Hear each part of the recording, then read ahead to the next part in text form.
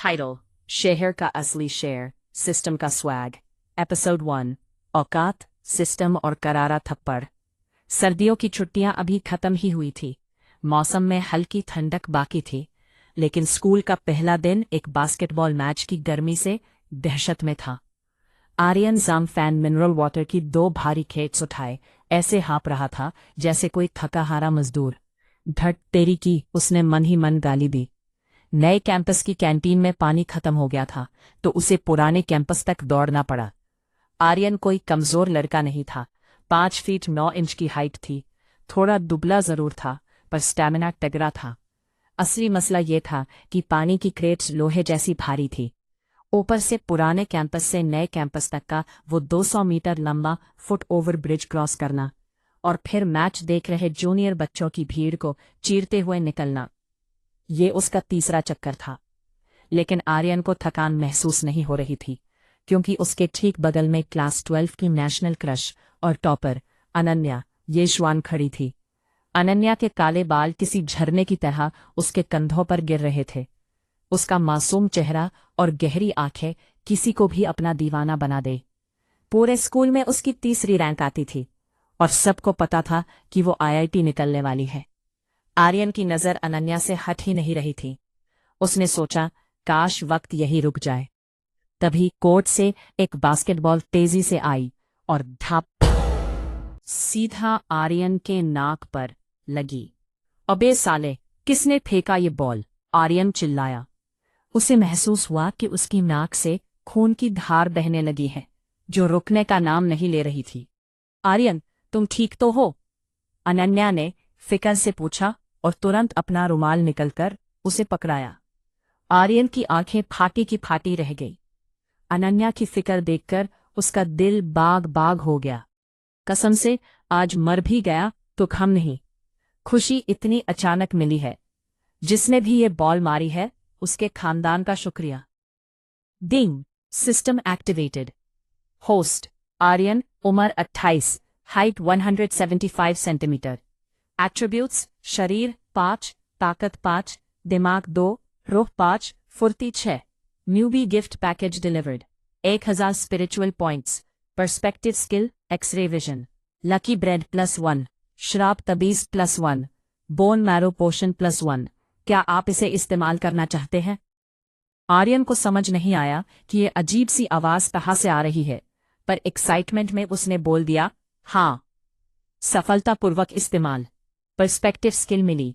Lucky bread खाया, किस्मत +10, वक्त 2 मिनट। बोन मैरो पोषण पिया, सेहत, ताकत, दिमाग सब +5 बढ़ गए। जैसे ही आवाज रुकी, आर्यन को लगा जैसे उसके शरीर में बिजली दौड़ गई हो। उसने सामने खड़ी अनन्या को देखा, और उसकी नाक से खून और तेजी से निकलने लगा। यूज सब कुछ आर पार दिखने लगा था। ये क्या हो रहा है? क्या बॉल लगने से मैं पागल हो गया हूं? नहीं, ये फ्लावर प्रोटेक्शन सिस्टम क्या बला है? तभी आर्यन के दिमाग में एक मैसेज चमका। अनन्या, उम्र 18, क्वालिटी 7, स्पिरिट प्लांट करे। आर्यन ने अनजाने में कहा, हाँ। Planting successful. 12 घंटे बाद स्पिरिचुअल वैल्यू मिलेगी। मेथड 1 मिनट तक किस करना होगा। Value 100 points. अगर 24 घंटे में नहीं किया तो वैल्यू खत्म। किस? वो भी 1 मिनट तक? क्या दिमाग खराब है? आर्यन हैरान था। तभी एक और मैसेज आया। स्पिरिचुअल वैल्यू से तुम पावर्स अपग्रेड कर सकते हो, लॉटरी निकाल सकते हो, जैसे वही पर्सपेक्टिव स्किल। आर्यन को झटका लगा। भाई साहब, मेरे हाथ तो खजाना लग गया। तभी रोहन ल्यूफे अकड़ते हुए वहां आया। अनन्या को आर्यन के इतने करीब देखकर उसके पेट में मरोड़ उठने लगी। रोहन एक अमीर बाप की औलाद था।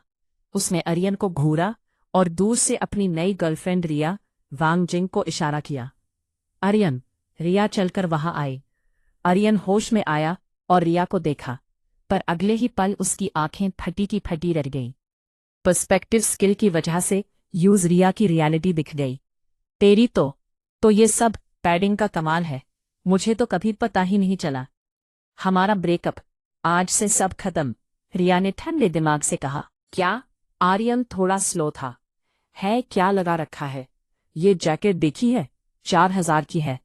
तेरे बाप की महीने की कमाई में भी नहीं आएगी। बोर्ड एग्जाम्स आने वाले हैं, तेरे जैसे 40% लाने वाले तो किसी सस्ते कॉलेज में भी नहीं जाएंगे। मैं ही आंधी थी जो तेरे साथ थी। अब मेरा नया बॉयफ्रेंड है रोहन, बास्केटबॉल टीम का कैप्टन। रिया ने रोहन की तरफ इशारा किया। उसने आर्यन की गरीबी का मजाक उड़ाया, ये जानते हुए भी कि आर्यन के पिताजी का एक हाथ हादसे में खराब हो गया था और वो बड़ी मुश्किल से घर चलाते थे। रोहन पास आया और बदतमीजी से बोला, हाँ, एक भिखारी को अपनी औकात पता होनी चाहिए। तेरे जैसे फट्टू और तेरे उस अपाहज बाप की क्या हैसियत जो मुझसे मुकाबला करे। रोहन की आवाज इतनी तेज थी कि पूरे ग्राउंड में सब सुन रहे थे। लोग बातें करने लगे, देखो आर्यन का कट गया, रोहन के पास तो करोड़ों की संपत्ति है, आर्यन कहाँ उसके आगे टिकेगा। रिया ने और मिर्ची लगाई, सही कहा रोहन, ये लूजर मेरे एक पैर के अंगूठे के बराबर भी नहीं है। रोहन को देखो, हैंडसम, रिच और चैंपियन, तू जाकर कहीं कोने में रो। रोहन ने रिया की कमर में हाथ डाला और उसके गाल पर किस किया। रिया शर्माकर उससे लिपट गई। आर्यन का खून कौहल रहा था। ये वही रिया थी जो डेट पर उसका हाथ तक नहीं पकड़ने देती थी और आज यहां नंगी हो रही है। चट्टाक! एक जोरदार थप्पड़ की गूंज पूरे मैदान में सुनाई दी। आर्यन की आंखें हैरत से बाहर आ गई। अनन्या ने रिया को एक करारा थप्पड़ जड़ दिया था। सब सन रह गए।